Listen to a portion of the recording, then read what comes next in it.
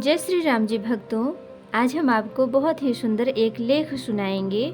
आप इसे सुनिए, आपको बहुत कुछ सीखने को मिलेगा। तो शुरू करते हैं। इसका हेडलाइन है अनुष्ठान से अंतः ऊर्जा जगाएं। नवरात्र की अनुष्ठान साधना का अत्यधिक महत्व माना गया है।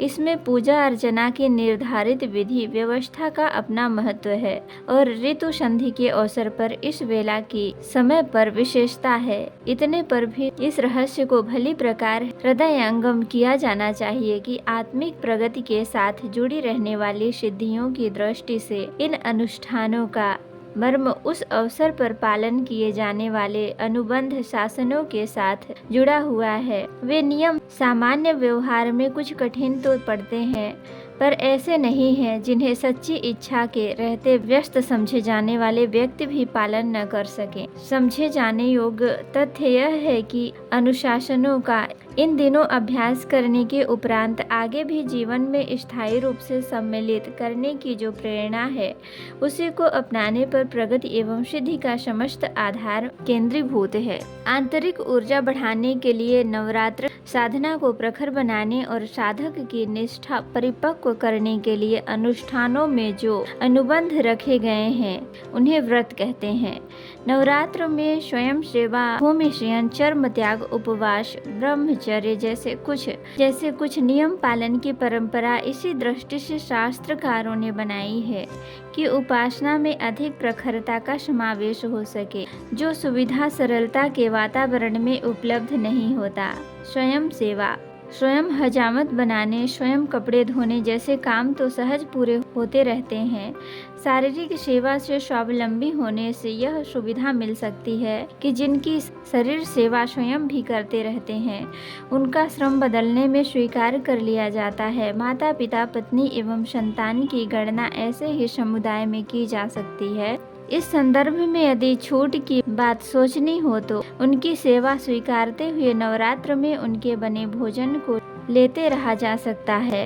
कड़ाई इतनी तो बरती ही जानी चाहिए कि बाजार से वह आहार न खरीदा जाए जिसमें दूसरों का कुसंस्कारी श्रम लगा हो। विशेष रूप से अनुबंध आदर्शों से परिपालन का स्मरण दिलाने और उस संबंध में अधिक सतर्क करने की दृष्टि से ही बने या लगे हैं। उन्हें आंखें बंद करके पालन करने में तो सामाजिक व्यक्तियों की जीवनचर्या कठिन हो जाएगी, रेल मोटर आदि की सवारी तक कठिन हो जाएगी। कमरे में झाड़ू लगाने से लेकर डाक प्राप्त करने जैसे काम भी स्वयं करने की बात सोचने में गतिरोध उत्पन्न हो जाएगा और दैनिक क्रिया कृत्यों का चलन भी संभव न रहेगा।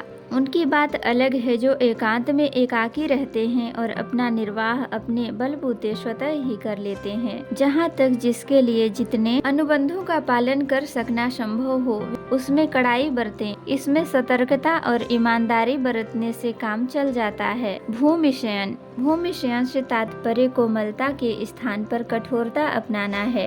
यह प्रयोजन पलंग छोड़कर लकड़ी के तख्त से भी चल सकता है। बात चिन्ह पूजा से नहीं, तत्पश्चात से सन्निहित आदर्शों के लिए कष्ट सहन में प्रसन्नता अनुभव करने की मनः स्थित निर्माण करने से बनती है। चर्म त्याग, चमड़े के उपयोग से न केवल नवरात्र में वरन अन्य समय में भी कमी करने या बचने की आवश्यकता है, क्योंकि इन दिनों 99% चमड़ा पशुवध से ही उपलब्ध होता है। चर्म त्यागी की चिन्ह पूजा तो ऐसे भी हो सकती है कि 9 दिन रबड़ की चप्पल पहनकर काट लिए जाएं। अस्तु नवरात्र में चर्म त्यागी की लकीर पीट लेने से ही नहीं, प्राणियों के प्रति करुणा बरतने, यहाँ तक कि अत्यधिक भार से लदे घायल पशुओं के श्रम का उपयोग करते समय भी उसी करुणा को अपनाकर कुछ निर्णय करना होगा। प्रकारांतर से नवरात्र में चर्म त्यागी के पीछे अहिंसा वृत्ति के विकास का तत्व ज्ञान जुड़ा हुआ समझा जाना चाहिए। उपवास, नवरात्र अनुष्ठानों में उपवास का नियम है। कठिन उपवास मात्र जल पर चलते हैं, उसमें नींबू, गुड़ आदि का उपयोग हो सकता है, पर इसमें आने वाली दुर्बलता जिन्हें सहन नहीं, वे दूध, दही, फल, साग आदि अन्नाहार से रहित वस्तुओं को भी प्रयुक्त करते रह सकते हैं। एक समय ही भोजन करना उपवास की परिधि में आता है। यहाँ तक कि दोनों समय रोटी, साग जैसी वस्तुओं का जोड़ा दोनों समय लेते रहने वाले भी हल्के उपवास करता गिने जाते हैं। बालकों, बीमारों, वृद्ध, गर्भवतियों को प्रायः ऐसे ही सरल उपवास कर लेने का परामर्श दिया जाता है। क्षुधाजन्य क्षुब्धता के बढ़ जाने पर तो अनुष्ठान काल के लिए आवश्यक शांत मन स्थिति में ही व्यतिरेक खड़ा हो जाता है। उपवास का तत्व ज्ञान आहार शुद्धि से संबंधित है। जैसा खाए अन्न वैसा बने मन वाली बात आध्यात्मिक प्रगति के लिए विशेष रूप से आवश्यक समझी गई है। इसके लिए न केवल फल, साग, दूध जैसे सुपाच्य पदार्थों को प्रमुखता देनी होगी, वरन मात्र चटोरपन की पूर्ति करने वाले मसाले तथा खटाई, मिठाई, चिकनाई की भरमार से भी परहेज करना होगा। यही कारण है कि उपवासों की एक धारा आस्वाद व्रत भी है। आध्यात्मिक दृष्टि से पौष्टिक एवं सात्विक आहार वह है जो ईमानदारी और मेहनत के साथ कमाया गया है। उपवास का अपना तत्व ज्ञान है। इसमें सात्विक खाद्यों का कम मात्रा में लेना नहीं, न्यायोपार्जित होने के बाद भी सम्मिलित है। नवरात्र अनुष्ठानों में उपवास करके जो कुछ बचाया जाता है उसे पूर्ण आहुति के अंतिम दिन ब्रह्म भोज में खर्च कर दिया जाता है। ब्रह्म भोज अर्थात सत्कर्मों का परिपोषण। प्राचीन काल में एक वर्ग ही इस प्रयोजन में रहता था, अस्तु उसका निर्वाह एवं अपनाई हुई प्रवृत्तियों का व्यवस्था क्रम मिलाकर जो आवश्यकता बनती है उसकी पूर्ति तो ब्रह्म भोज कहा जाता है। इस प्रयोजन के लिए दी गई राशि को दान या दक्षिणा भी कहा जाता है। नवरात्र अनुष्ठान की पूर्णता यज्ञायोजन के साथ संपन्न होती है।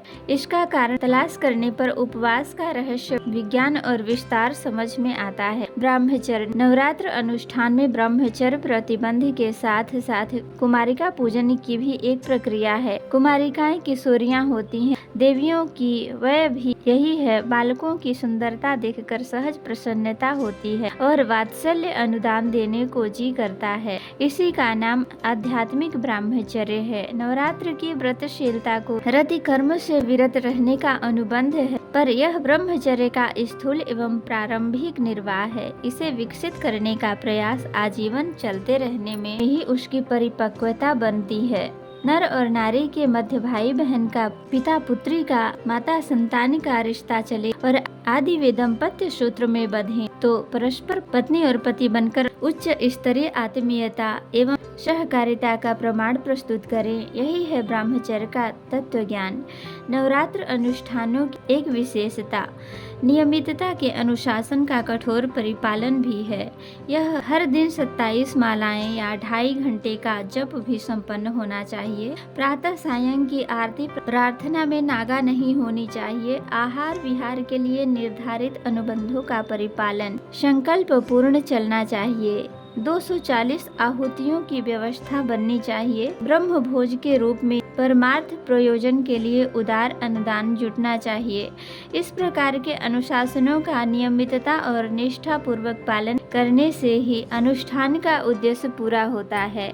अनियमितता और स्वेच्छाचार बरतने पर साधना की चमत्कारी परिणति का लाभ ले सकना ही किसी के लिए भी संभव नहीं हो सकता। इन्हीं तथ्यों को नवरात्र अनुष्ठानों के साथ जुड़े हुए अनुबंधों का सार संक्षेप समझा जाना चाहिए। अपनी अंततः ऊर्जा जगाने के लिए अनुष्ठान कीजिए। एक वृक्ष पर उल्लू बैठा था, उसी पर आकर एक हंस भी बैठ गया और स्वाभाविक रूप से बोला, आज सूर्य प्रचंड रूप में चमक रहे हैं, इससे गर्मी तीव्र हो गई है। उल्लू ने कहा, सूर्य कहाँ है? गर्मी तो अंधकार बढ़ने से होती है, जो इस समय भी हो रही है। उल्लू की आवाज सुनकर एक बड़े वट वृक्ष पर बैठे अनेक उल्लू वहां आकर हंस को मूर्ख बताने लगे और सूर्य के अस्तित्व को स्वीकार न कर हंस पर झपटे। हंस अपने प्राण बचाकर भाग खड़ा हुआ।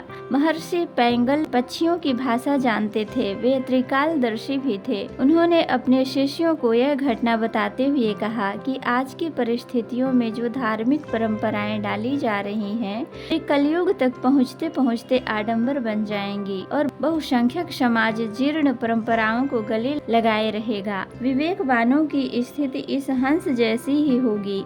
शिष्यों ने पूछा, तात तब फिर धार्मिक परंपराओं का पुनर्जीवन कैसे होगा? पैंगल बोले, उसे कोई प्रज्ञावान शक्ति ही स्थापित करेगी। उस समय वह राजहंस अपने हंस समुदाय के साथ उन उल्लुओं को मार भगाएगा और विवेक को स्थापित करेगा। तो भक्तों, आज की कहानी इतनी ही थी। इसमें बहुत कुछ सीखने को मिला कि ब्रह्मचर्य का पालन क्यों करना चाहिए, चर्म त्याग क्यों करना चाहिए, उपवास क्यों करना चाहिए, भूमि शयन क्यों करना चाहिए, इत्यादि सभी बातों को हमने जाना। तो भक्तों, इसी तरह से और जानकारी के लिए आप मेरे चैनल को जरूर सब्सक्राइब करें और बहुत कुछ सीखें। धन्यवाद।